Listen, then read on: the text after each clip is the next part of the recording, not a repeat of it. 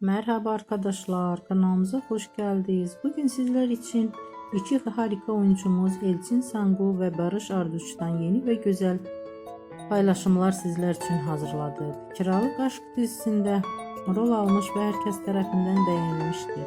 Biz de sizler için onların güzel ve romantik karelerini hazırladık. Bu videoların devamlı gelmesini istiyorsanız kanalımıza abone olup yorum yazmayı unutmayın. Böylelikle